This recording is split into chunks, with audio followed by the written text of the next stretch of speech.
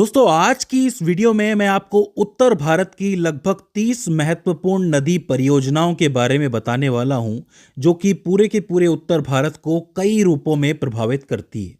अब आप सोचेंगे कि एक नदी परियोजना क्या होती है। देखो, नदी परियोजना का सीधा सा मतलब ये होता है कि किसी नदी के पानी को अलग अलग कामों के लिए इस्तेमाल करने की योजना। जैसे कि सिंचाई के लिए उस पानी का इस्तेमाल करना। सिंचाई के लिए क्या करना पड़ेगा? नहरें खोदनी पड़ेगी। इसके अलावा बिजली का उत्पादन करना। बिजली का उत्पादन करने के लिए प्लांट बनाने पड़ेंगे। उसके अंदर पानी जाएगा, टरबाइन घूमेगी, बिजली बनेगी। इसके अलावा बाढ़ नियंत्रण। ऐसा होता है कि कभी कभी नदी के अंदर बहुत पानी हो जाता है, तो उसको दूसरे रास्ते भेज दो ताकि नदी में बाढ़ ना आए। इसके अलावा उसी पानी से पेयजल आपूर्ति करना, यानी कि पीने का पानी उपलब्ध करवाना, या फिर जहां पे बांध और नहरें बनी हैं वहां पे घूमने फिरने की जगह बनाना, जिससे कि पर्यटन आसान हो जाए और पर्यटन से पैसा आए। तो एक ही पानी से कितने काम हो रहे हैं? सिंचाई भी हो रही है, बिजली उत्पादन भी हो रहा है, बाढ़ नियंत्रण भी हो रहा है, पेयजल आपूर्ति भी हो रही है और पर्यटन से पैसे भी कमाए जा रहे हैं। तो एक नदी के पानी से ही अलग अलग कामों को करने की जो योजना होती है उसे ही नदी परियोजना कहा जाता है। अब चूंकि आपको पता है कि भारत में कई सारी नदियां हैं, उन नदियों की सहायक नदियां हैं, सहायक नदियों की भी सहायक नदियां हैं छोटी मोटी, तो ऐसे में परियोजनाएं भी बहुत सारी होंगी। तो आज मैं आपको उत्तर भारत की लगभग 30 नदी परियोजनाओं के बारे में बताने वाला हूं। साथ ही मैं आपको वो संबंधित राज्य भी बताने वाला हूं जो इन परियोजनाओं से, नदी परियोजनाओं से प्रभावित होते हैं। अब आप सोचेंगे कि कोई राज्य इस परियोजना से प्रभावित कैसे होगा? तो देखो, कई तरीके से प्रभावित हो सकता है। जैसे कि सबसे पहले तो आर्थिक महत्व बहुत ज़्यादा है इन परियोजनाओं का।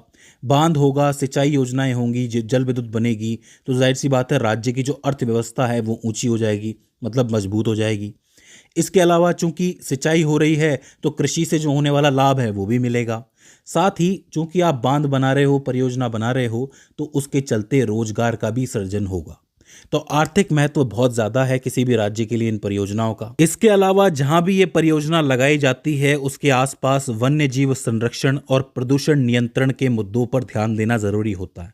भाई, आप पानी की पूरी परियोजना लगा रहे हो तो उसके आसपास जो वन्य जीव रहेंगे उनका संरक्षण भी करना पड़ेगा, साथ ही उस एरिया के अंदर प्रदूषण नियंत्रण भी करना पड़ेगा। तो इन परियोजनाओं की वजह से पर्यावरणीय प्रभाव भी पड़ते हैं। तो ये सभी परियोजनाएं अपने आप में कई राज्यों के लिए बहुत जरूरी हो जाती है।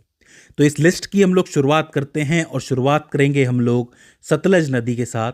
सतलज नदी पे लगभग 4 परियोजनाएं बनी हुई हैं।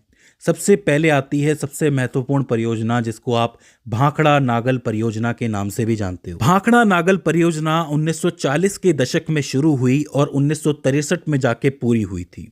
ये इतनी बड़ी परियोजना है कि इससे कई राज्य प्रभावित होते हैं, जैसे कि हिमाचल प्रदेश, पंजाब, हरियाणा और राजस्थान। क्योंकि आपको पता है कि राजस्थान और हरियाणा के इलाकों में भी पानी जाता है इसकी परियोजना की वजह से, तो ये सब प्रभावित होते हैं।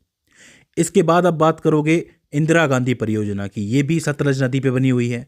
मैं आपको बता दूं कि ये अकेली सतलज नदी पे नहीं बनी हुई है, ये ब्यास पे भी बनी हुई है। मतलब सतलज और ब्यास दोनों नदियों पे परियोजना बनी है इंदिरा गांधी परियोजना। इसकी शुरुआत 31 मार्च 1958 को हुई थी और इसका निर्माण 1978 में जाके पूरा हुआ था।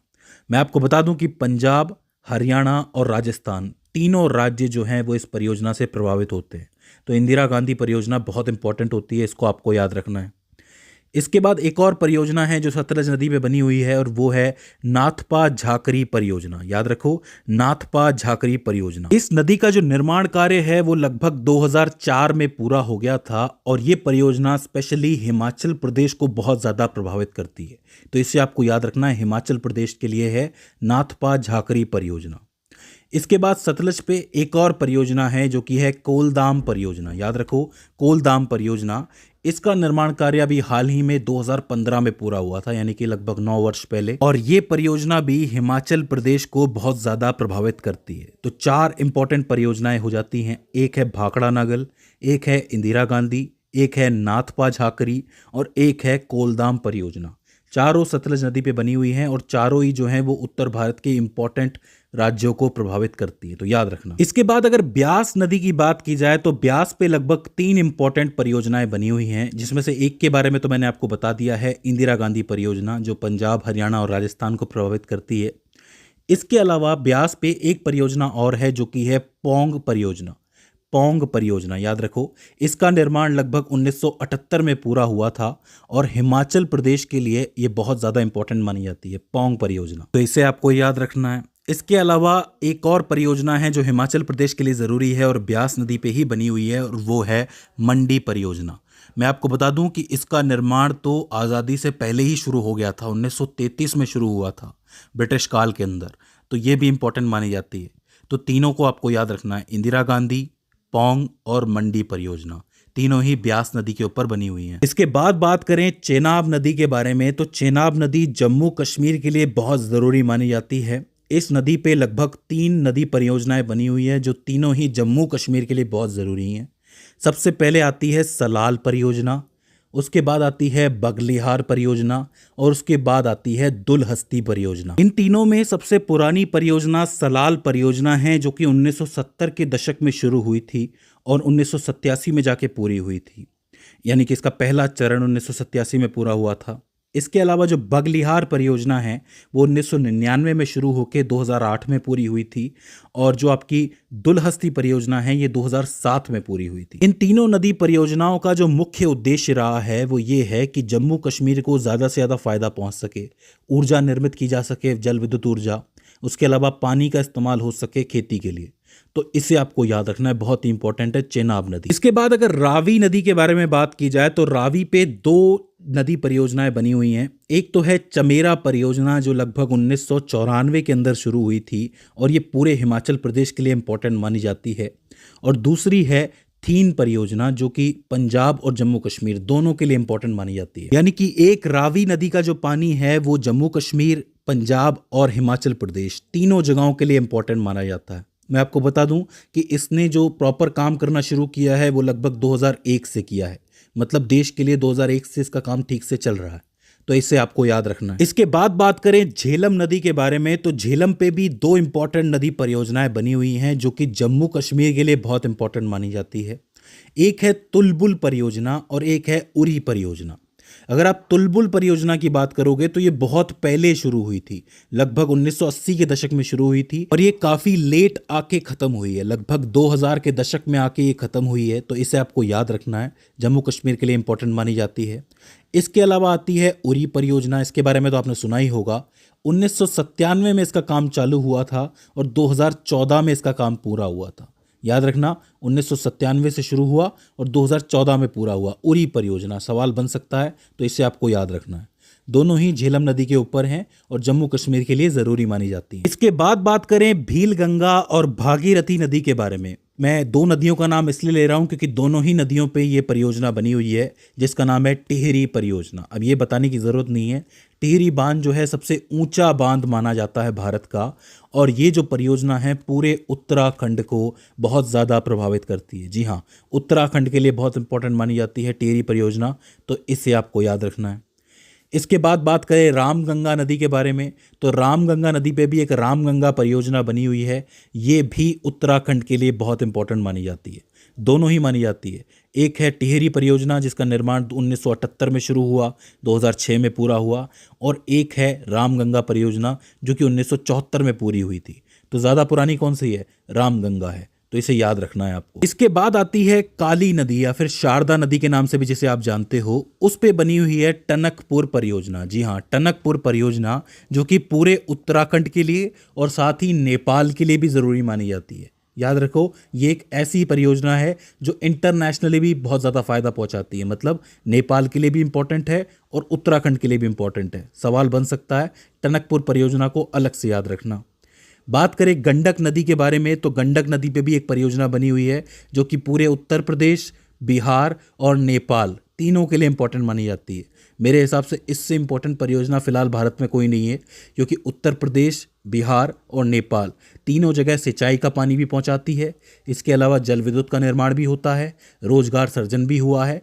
तो इस परियोजना को तो आप बिल्कुल याद रखना, गंडक नदी परियोजना। अगर बात गंडक नदी की हुई है तो कोसी नदी की भी बात करनी पड़ेगी, क्योंकि कोसी नदी पे बनी हुई है कोसी परियोजना जो कि 1954 में शुरू हुई थी। अब आपको ये बात मालूम है कि कोसी को बिहार का शोक भी कहा जाता है। वो इसलिए क्योंकि ये बार बार अपना रास्ता बदलती है, जिसकी वजह से बिहार में बाढ़ आती है। लेकिन मैं आपको बता दूं कि सिर्फ बिहार ही नहीं, नेपाल के लिए भी इंपॉर्टेंट मानी जाती है, क्योंकि आपको पता है कि कोसी जो है वो सप्तकोसी से बनती है। उसके पीछे लगभग छोटी बड़ी 7 ऐसी नदियाँ होती है जिससे कोसी बनती है। और वो कहाँ से आती है? नेपाल से आती है। नेपाल से उसका पानी आता है, तो नेपाल के लिए भी वो पानी इंपॉर्टेंट हो गया। इसी वजह से कोसी परियोजना जो है वो बिहार और नेपाल दोनों को ही प्रभावित करती है, तो इसे आपको याद रखना है। इसके बाद आती है रिहंद नदी। रिहंद नदी पे एक परियोजना बनी हुई है जिसका नाम है रिहंद परियोजना। रिहंद परियोजना जो है 1962 में पूरी हुई थी और उत्तर प्रदेश के लिए बहुत इंपॉर्टेंट मानी जाती है, क्योंकि उत्तर प्रदेश में सिंचाई के लिए पानी की आवश्यकता पड़ती है। तो जाहिर सी बात है कई नदियों का पानी उसके अंदर लगता है और रिहंद भी उसमें से एक है। तो इस परियोजना से नहर बना के बहुत सा पानी सिंचाई के लिए दिया जाता है, तो इसे आपको याद रखना है। इसके बाद बात करें सोन नदी के बारे में, तो सोन नदी पे बनी हुई है बाण सागर परियोजना, काफ़ी इंपॉर्टेंट है। बाण सागर परियोजना जो कि उत्तर प्रदेश, मध्य प्रदेश और बिहार तीनों जगह को प्रभावित करती है।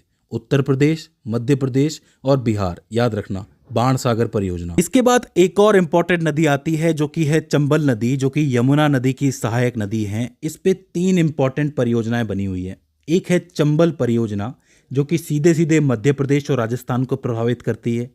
एक है गांधी सागर परियोजना जो कि 1960 के दशक में बनी थी, जो कि मध्य प्रदेश को प्रभावित करती है। और एक है जवाहर सागर परियोजना जो कि 1972 में पूरी हुई थी और ये मध्य प्रदेश को प्रभावित करती है। तो 3 परियोजनाएं हैं। एक है चंबल परियोजना, नाम से याद रह जाएगा। एक है गांधी सागर और एक है जवाहर सागर। गांधी और नेहरू से आप इसको याद रख सकते हो। ये जाके मिलती किस में है? यमुना में मिलती है। तो मध्य प्रदेश में, उत्तर प्रदेश में, राजस्थान में जो कई नहरें हैं वो इसी से निकल के जाती हैं, चंबल से, तो इसे आपको याद रखना है। अगर बात चंबल की हो रही है तो बात बेतवा की भी करनी पड़ेगी। आपको पता है बेतवा भी एक बहुत इंपॉर्टेंट नदी है। इसके ऊपर एक बहुत इंपॉर्टेंट बांध बना हुआ है जो कि एक परियोजना के तहत बना है। उस बांध का नाम है माता टीला बांध, जो कि मध्य प्रदेश और उत्तर प्रदेश के लिए इंपॉर्टेंट माना जाता है। ये पूरी परियोजना जो है वो मध्य प्रदेश और उत्तर प्रदेश में नहरें सप्लाई करती हैं। कहने का अर्थ है कि नहरों से पानी सप्लाई करती हैं जिससे कि सिंचाई के लिए पानी उपलब्ध हो सके। तो बेतवा को इंपॉर्टेंट माना जाता है, चंबल के लिए भी इंपॉर्टेंट है और पूरे उत्तर प्रदेश के लिए भी इंपॉर्टेंट है, तो इसे आपको याद रखना है। इसके बाद बात करें दामोदर नदी के बारे में, तो दामोदर नदी पे बनी हुई है दामोदर घाटी परियोजना। अब इसका नाम आपने सुना होगा क्योंकि ये पश्चिम बंगाल जाती है। ये नदी झारखंड और पश्चिम बंगाल के लिए इंपॉर्टेंट मानी जाती है क्योंकि ये हुगली नदी में जाती है। और हुगली नदी किसकी वितरिका है? गंगा नदी की है। जाहिर सी बात है, आपको पता है इंडिया बांग्लादेश समझौता हुआ था, तो जो पानी है वो आधा आधा बंटता है इंडिया और बांग्लादेश के बीच में। तो जो आधा पानी है वो हुगली में आता है और हुगली की ही सहायक नदी है दामोदर नदी। दामोदर नदी पे ये परियोजना बनी हुई है।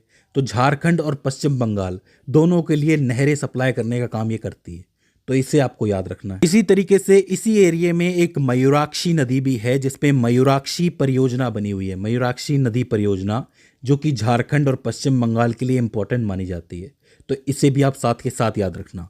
दामोदर घाटी परियोजना और मयूराक्षी परियोजना दोनों ही झारखंड और पश्चिम बंगाल में है, ज़रूरी, तो इसे आप याद रख सकते हो। इसके बाद बात करें गंगा नदी की। जाहिर सी बात है अगर हम सबकी बात कर रहे हैं तो गंगा की बात कैसे नहीं करेंगे। गंगा तो भारत की सबसे प्रमुख नदी मानी जाती है। गंगा पे एक परियोजना बनी हुई है फरक्का परियोजना, नाम सुना होगा, पश्चिम बंगाल के मुर्शिदाबाद के अंदर है ये जो परियोजना है ये हुगली नदी के लिए समझ लो कि जीवन दायिनी का काम करती है, क्योंकि हुगली का ज़्यादातर पानी इसी परियोजना से बाहर निकलता है एक नहर के रास्ते। वो नहर कौन सी है इसका नाम आप बताएंगे कमेंट सेक्शन के अंदर, याद रखना। उस नहर के पानी की वजह से हुगली नदी का जो प्रवाह है वो तेज हो जाता है और एक रास्ता बन जाता है, जल परिवहन का पूरा रास्ता बन जाता है। तो ये परियोजना इंपॉर्टेंट है पश्चिम बंगाल के लिए, याद रखना। इसके बाद 3 इंपॉर्टेंट परियोजनाएं बचती हैं। एक है जो कामेंग नदी पे बनी हुई है जिसको कामेंग जल विद्युत परियोजना के नाम से जाना जाता है। ये जो परियोजना है पूरे अरुणाचल प्रदेश के लिए महत्वपूर्ण मानी जाती है क्योंकि अरुणाचल प्रदेश का ज्यादातर जल विद्युत जो है वो इसी परियोजना से बनता है। तो कामेंग नदी और कामेंग की जल विद्युत परियोजना दोनों को आपको याद रखना है। बात करें बराक और तुरवाई नदी के बारे में, दोनों नदियों के बारे में बात कर रहा हूं। बराक और तुईवाई नदी दोनों के ऊपर बनी हुई है तिपाई मुख जल विद्युत परियोजना। ध्यान से सुन लो, तिपाई मुख जल विद्युत परियोजना जो कि पूरे मणिपुर के लिए जल विद्युत बनाती है। जी हाँ, जल विद्युत बनाती है मणिपुर के लिए, तो इसी वजह से मणिपुर के लिए इंपॉर्टेंट मानी जाती है। और आखिर में आती है आपकी बराकर नदी जिसपे बनी हुई है तिलैया परियोजना। बराकर नदी यानी कि झारखंड का एरिया है, पूरे झारखंड के लिए ये परियोजना इंपॉर्टेंट है क्योंकि सिंचाई का पानी भी मिलता है और जल विद्युत भी बनती है। तो इसको आपको याद रखना है। तो इस तरीके से आपकी लगभग 29-30 परियोजनाएं हो जाती हैं। ये आपको याद रखनी है। अलग अलग नदियों के नाम से याद रखना क्योंकि सवाल कैसे भी बन सकता है। मुझे उम्मीद है कि ये वीडियो आपके लिए हेल्पफुल साबित रही होगी। अगर इसके बाद भी इस वीडियो के अंदर आपको कोई क्वेरी आती है, कोई दिक्कत आती है, तो आप हमें कमेंट सेक्शन में बता सकते हैं। तो दोस्तों, आज की इस वीडियो के अंदर बस इतना ही। See you in the next one.